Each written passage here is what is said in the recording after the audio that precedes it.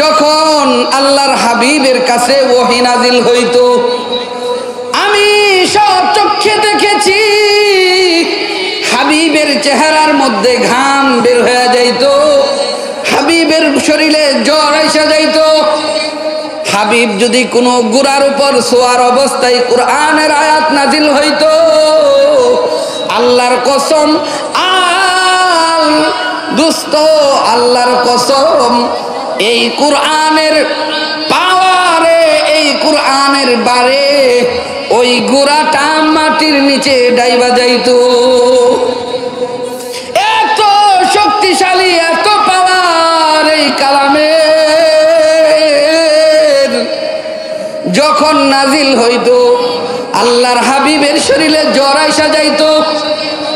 এজন্য আল্লাহ তাআলা কোরআনে কোথাও কোথাও হাবিবকে ভালোবাসার ডাক দিয়া বলে, ইয়া আইয়ুহাল মুজাম্মিল, ও কম্বলওয়ালা দোস্ত, কম্বল ছাইরা দিয়া উঠা যান। আপনার মনে হয় কোরআন নাজিল হওয়ার কারণে শরীরে জ্বর আইসা গেছে, এই কোরআনের বরত্বের আজমতের কারণে আপনার ঘুম চলে গেছে। রাতের বেলা দাঁড়ায় দাঁড়ায় কোরআন তিলাওয়াত করেন, হাঁটতে হাঁটতে কোরআন তিলাওয়াত করেন, চলতে ফিরতে কোরআন তিলাওয়াত করেন, সদাই সর্বদাই কোরআন তিলাওয়াত করে নিজেকে কষ্টে ব্যতিব্যস্ত রাখেন। আমি আল্লাহ আপনার সুসংবাদ শোনা দেই, লা তুহাররিক বিহি লিসানাকা লিতাজালা বিক। ও হাবিব, কোরআন বারবার তিলাওয়াত কইরা, জবান নাড়াচাড়া কইরা কষ্ট করার প্রয়োজন নাই। ইন্না আলাইনা জামাহু ওয়া কুরআনা, আমি আল্লাহ আপনার কাছে কোরআন দিছি, আপনার সিনাই এই ইলম আমি আল্লাহই জমা করে দিব। সুবহানাল্লাহ, আনুল কারীম, ঠিক না ঠিক? দোস্ত, পৃথিবীতে আল্লাহ তাআলা যত কিতাব উম্মতের হেদায়েতের জন্য আল্লাহ নাজিল করেছিলেন, কোন কিতাব আজকে পর্যন্ত ওইভাবে অবিকৃত এবং হুবহু আল্লাহ তাআলা যেইভাবে নাজিল করেছেন দুনিয়ার জমিনে ওইভাবেই অক্ষত নাই। আমরা জানি কোরআন ছাড়া আসমানি আরো বড় বড় চারখানা কিতাব, জাবুর, তাওরাত, ইনজিল, এগুলোর কপি দুনিয়ার জমিনে আজও কিছু কিছু জায়গায় বাকি আছে। কিন্তু দোস্ত, এই কিতাবগুলো হাতে নিলে পড়লে দেখা যায় এই কিতাবের মধ্যে কিছু পরিবর্তন এসেছে। কোন পণ্ডিত তার পাণ্ডিত্যকে প্রকাশের জন্য বিভিন্নভাবে এর মধ্যে সংযোজন করেছে, কিন্তু আল্লাহ তাআলা একটা কিতাব পৃথিবীবাসীর কাছে প্রেরণ করার সাথে সাথেই কোরআন খুললেই সূরাতুল বাকারার 2 নম্বর আয়াত, 2 নম্বর আয়াতেই আল্লাহ তাআলা শুরুতে দুনিয়াবাসীর সামনে, গোটা দুনিয়ার পাঠকের সামনে একটা চ্যালেঞ্জ আল্লাহ তাআলা ছুড়ে দিয়েছেন। এটা 1 দিন 2 দিন 3 দিন ধরে নয় দোস্ত, 1450 বছর আগের থেকে আল্লাহ তাআলা এই আয়াত নাজিল করে দুনিয়াবাসীর কাছে চ্যালেঞ্জ করে দিয়েছেন, ও দুনিয়ার মানুষ শুনো, আমি আল্লাহ তোমাদের সামনে যেই কিতাব দান করেছি এর মতো সলিড, নির্ভেজাল, এর মতো সন্দেহ মুক্ত কিতাব পৃথিবীতে আর নাই। ঠিক না ঠিক? এজন্যই কোরআনে হাকিমে সূরাতুল বাকারার শুরুতে আল্লাহ বলেন, যালিকাল কিতাব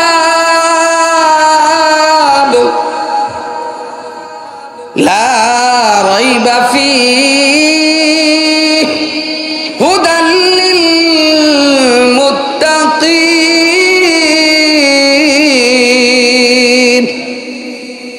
ও দুনিয়ার মানুষ শোনো, এই যে দেখো আমি আল্লাহ তাআলার পক্ষ থেকে প্রেরিত একটা কিতাব, যেই কিতাবটা আমি আমার দোস্তরে দান করছি, আখিরি পয়গম্বর মুহাম্মদুর রাসূলুল্লাহর উপর নাজিল করেছি।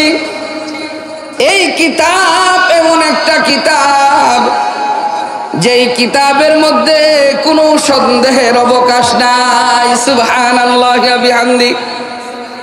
আল্লাহ তাআলা বলেন এই কিতাব এক নাম্বার গুণ হলো, বৈশিষ্ট্য হলো এই কিতাবের মধ্যে কোনো শক সন্দেহ শুবা নাই। পাশাপাশি আমি আল্লাহ তাআলা কেন নাজিল করেছি জানো নাকি? হুদাল লিল মুত্তাকিন,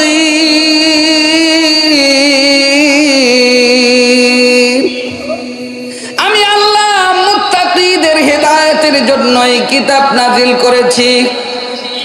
আল্লাহ তাআলা বলেন, দোস্ত আপনার কাছে যেই কিতাব আমি আল্লাহ পাঠাইছি এই কিতাব নির্ভেজাল, এই কিতাবে কোনো সন্দেহ নাই। আর এই কিতাবটা আমি উম্মতের হিদায়াতের জন্য, মুত্তাকিদেরকে পথ প্রদর্শনের জন্য আমি আল্লাহ আপনার কাছে দান করছি। সুবহানাল্লাহ বলেন।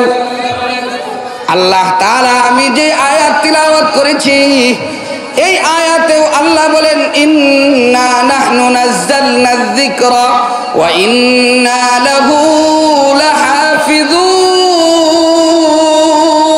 লাহাফিজুন। ইন্না নাহনু নাযালনায যিকরা, ও হাবিব আমি আল্লাহ নিজে আপনার উপর এই কিতাব নাজিল করেছি। এই কিতাবের সংরক্ষণ আমি আল্লাহ নিজেই করব। সুবহানাল্লাহ।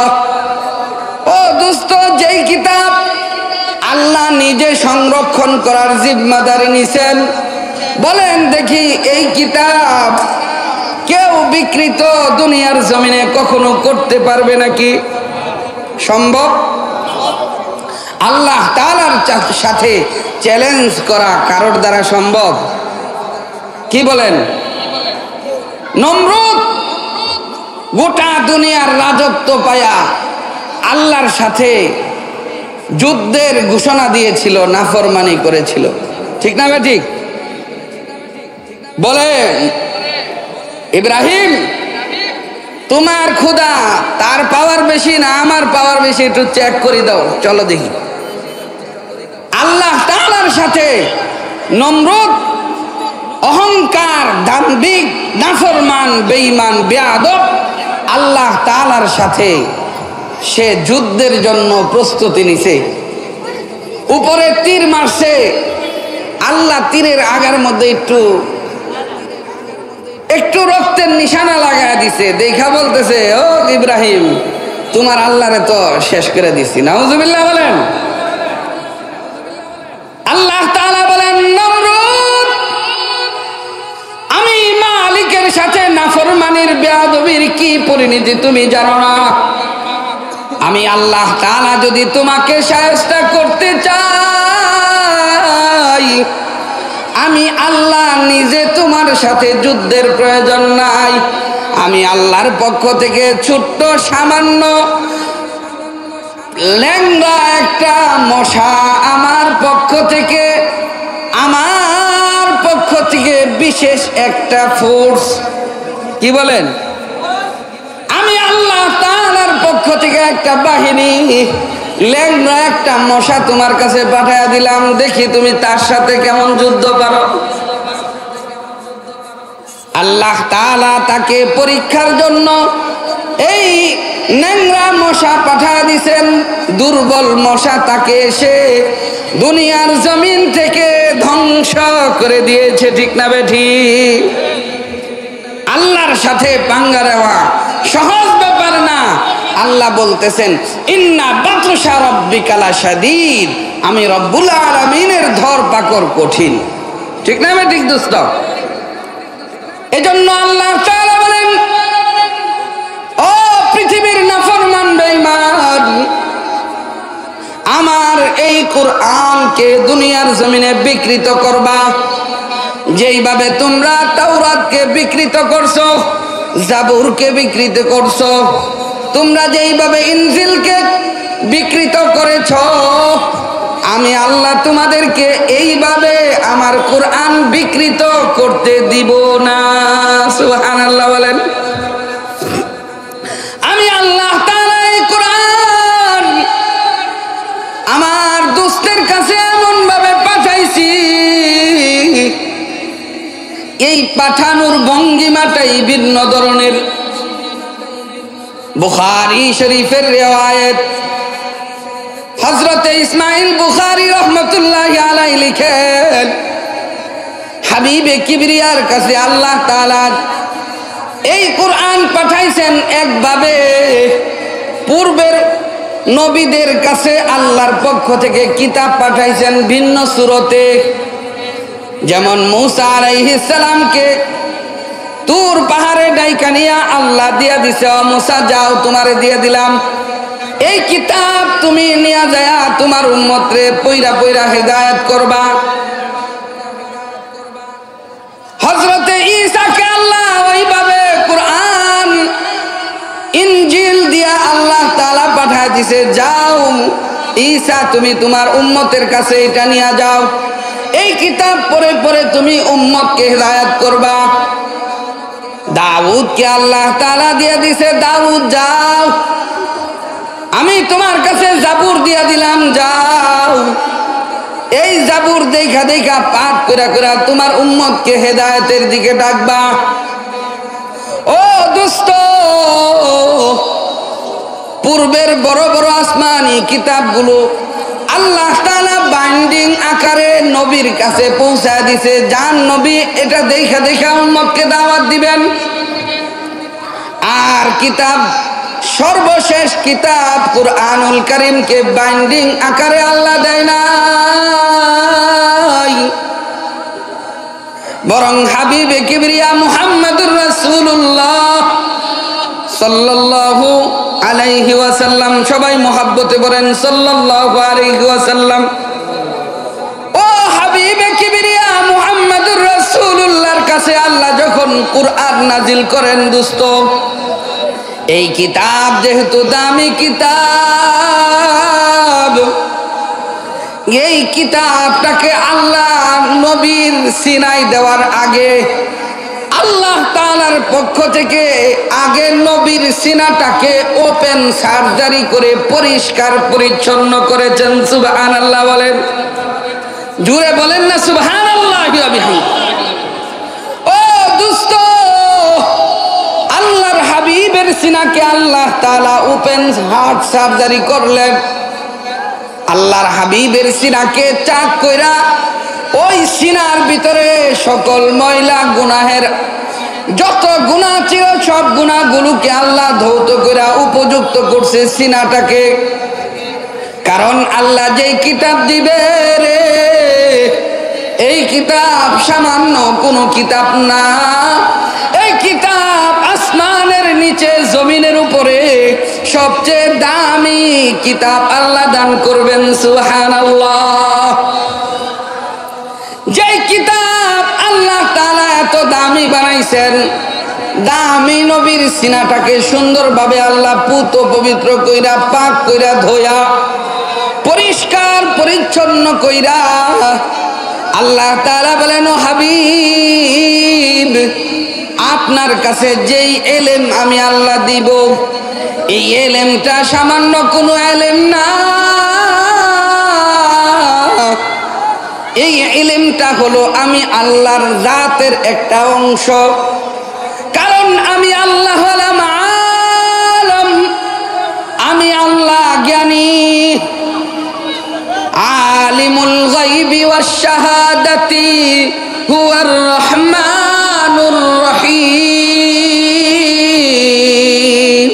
আল্লাহু আকবার বলেন। আল্লাহ বলেন আমি আলেম, এটা আমার গুণ, আপনাকে দিচ্ছি। আপনার মাধ্যমে যেই উম্মতের কাছে আলেমের এই এলেমের ওয়ারাসাত পৌঁছবে, আমি আল্লাহ তাদেরকে এত সম্মানী বানাবো, দুনিয়ার জমিনে আমি আল্লাহ তাদেরকে সম্মানের মুকুট দিয়ে দিব। আমি আল্লাহ কবরেও তাদেরকে বিশেষ সম্মান করব, হাসরের ময়দানে আমি আল্লাহ তাদেরকে বিশেষ মর্যাদা দান করব। আমি আল্লাহ তাআলা এই ইলমের সম্মানে আমি আল্লাহ তাদেরকে অন্যান্য হাসরবাসীর সামনে আমি আল্লাহ বিচার কার্য পরিচালনা করব না। কারণ তাদের কাছে আছে ইলম। যার সিনা ইলম আছে আল্লাহ বলেন তাকে আমি জাহান্নামের আগুনে পুরাবো না, কারণ তার কাছে দামি সম্পদ ইলম আছে। ইলমের এত দাম, যার কাছে ইলম থাকবে তার কাছে আযাব আসতে পারবে না। তার ইলমের পাওয়ারে যার কাছে ইলম আছে, ইলমওয়ালা যদি যেই কবর পাশে দিয়ে যাবে, যদি কবরে জাহান্নামের আগুন জ্বলে, ওই ইলমের পাওয়ারে কবরের আগুন নিভে যাবে। সুবহানাল্লাহ বলেন। ও দোস্ত, এত দামি ইলম হাবিবে কিবরিয়া মুহাম্মদুর রাসূলুল্লাহকে আল্লাহ দান করলেন। বলে হাবিব, আপনার কাছে এই আমানত দেওয়ার আগে আপনার সিনাটাকে আমি আল্লাহ পুত পবিত্র কইরা নিলাম। এই সিনার মধ্যে আমি আল্লাহ কুরআন দিব। কুরআনের এত পাওয়ার, এত পাওয়ার। হাবিবে কিবরিয়া মুহাম্মদুর রাসূলুল্লাহ হাদিসে বর্ণনা করেন, আম্মা জান আয়েশা সিদ্দিকা রাদিয়াল্লাহু আনহা বলেন, যখন আল্লাহর হাবিবের কাছে ওহী নাজিল হইতো, আমি সব চোখে দেখেছি হাবিবের চেহারার মধ্যে ঘাম বের হয়ে যাইতো, হাবিবের শরীরে জ্বর আইসা যাইতো। হাবিব যদি কোনো গুড়ার উপর শোয়ার অবস্থায় কুরআনের আয়াত নাজিল হইতো, আল্লাহর কসম, দোস্ত আল্লাহর কসম, এই কুরআনের পাওয়ারে, এই কুরআনের বারে ওই গুড়াটা মাটির নিচে ডাইবা যাইতো। এত শক্তিশালী, এত পাওয়ার এই কালামের। যখন নাজিল হইতো আল্লাহর হাবিবের শরীরে জ্বর আইসা যাইতো। এজন্য আল্লাহ তাআলা কুরআনে কোথাও কোথাও হাবিবকে ভালোবাসার ডাক দিয়া বলে, ইয়া আইয়ুহাল মুজাম্মিল, ও কম্বলওয়ালা দোস্ত, কম্বল ছাইরা দিয়া উঠা যান। আপনার মনে হয় কুরআন নাজিল হওয়ার কারণে শরীরে জ্বর আইসা গেছে, এই কুরআনের বরত্বের আজমতের কারণে আপনার ঘুম চলে গেছে। রাতের বেলা দাঁড়ায় দাঁড়ায় কুরআন তিলাওয়াত করেন, হাঁটতে হাঁটতে কুরআন তিলাওয়াত করেন, চলতে ফিরতে কুরআন তিলাওয়াত করেন, সদাই সর্বদাই কুরআন তিলাওয়াত করে নিজেকে কষ্টে ব্যতিব্যস্ত রাখেন। আমি আল্লাহ আপনারে সুসংবাদ শোনায় দেই, লা তুহাররিক বিহি লিসানাকা লিতাজালা বিক। ও হাবিব, কুরআন বারবার তিলাওয়াত কইরা, জবান নাড়াচাড়া কইরা কষ্ট করার প্রয়োজন নাই। ইন্না আলাইনা জামাহু ওয়া কুরআনা, আমি আল্লাহ আপনার কাছে কুরআন দিছি, আপনার সিনাই এই ইলম আমি আল্লাহই জমা করে দিব। সুবহানাল্লাহ। ও দোস্ত, এই কুরআনের এত পাওয়ার, হাবিবের সিনাকে আল্লাহ পবিত্র কইরা তারপরে কুরআন নাজিল শুরু করলেন। আমরা জানি কিতাবের মধ্যে পাওয়া যায়, কুরআন নাজিল হওয়ার সময় প্রথমে আল্লাহ তাআলার কুরআনের 5টা আয়াত, সূরাতুল আলাকের 5টা আয়াত নাজিল হয়। ইকরা বিসমি রাব্বিকাল্লাযী খালাক, খালাকাল ইনসানা মিন আলাক, ইকরা ওয়া রাব্বুকাল আকরাম আল্লাযী আল্লামা বিল কলম, আল্লামাল ইনসানা মা লাম ইয়ালাম। এই 5খানা আয়াত আল্লাহ তাআলা সর্বপ্রথম হাবিবের উপর নাজিল করেন। যখন জিবরাইল 5খানা আয়াত নিয়ে হেরা গুহার সামনে হাজির, আল্লাহর হাবিবকে বলে, ও দোস্ত, আল্লাহ তাআলার নামে পড়েন, ইকরা ইয়া মুহাম্মদ, হে মুহাম্মদ পড়ো। হাবিবে কিবরিয়া বলেন, মা আনা বিকারিন, আমি তো কিছু পড়তে জানি না, আমি জানি না, কিছু জানি না। একবার, দুইবার, তিনবার বলার পরে যখন হাবিব একই বলে আমি জানি না, এবার জিব্রাইল তার সিনাটাকে হাবিবে কিবরিয়ার সিনার সাথে জড়ায় একটা চাপ দিলেন দোস্ত। চাপ দিয়া ছেড়ে দিয়া বলে ইকরা ইয়া মুহাম্মদ, হে মুহাম্মদ পড়ো। তারপরে হাবিবে কিবরিয়া শুরু করলেন ইকরা বিসমি রাব্বিকাল্লাযী খলাক। সুবহানাল্লাহ বলেন। ও দোস্ত, এখান থেকে বোঝা যায় কোরআন শিখার জন্য সিনাটাকে দুই ভাবে পবিত্র করা লাগবে। এক নাম্বার হলো নিজেকে সকল গুনাহ থেকে পুত পবিত্র কইরা এই ইলম শিখার মেহনত করতে হবে। যদি তোমার সিনার মধ্যে গুনাহের ময়লা থাকে, আল্লাহর কসম এই গুনাহের ময়লা দিয়া কোরআন শিখা যাবে না। ঠিক না বেঠিক? দুই নাম্বার হলো কোরআন শিখার জন্য উস্তাদের সাথে তাল্লুক, সম্পর্ক লাগবে। যদি উস্তাদের সম্পর্ক থাকে আর গুনাহমুক্ত জীবন থাকে, হাবিবে কিবরিয়া বলেন আল্লাহ তাআলা বলেছেন যে ব্যক্তি নিজের জবানকে, সিনাকে, দেহকে হারাম থেকে পুত পবিত্র রাখবে, যার জবানকে, প্রত্যেকটা অঙ্গ প্রত্যঙ্গকে গুনাহ থেকে মুক্ত রাখবে, আল্লাহ তাআলা তাকে আল্লাহর পক্ষ থেকে ওই ঐশী জ্ঞান, ইলমে ওহী তার সিনায় দান করবেন। সুবহানাল্লাহ।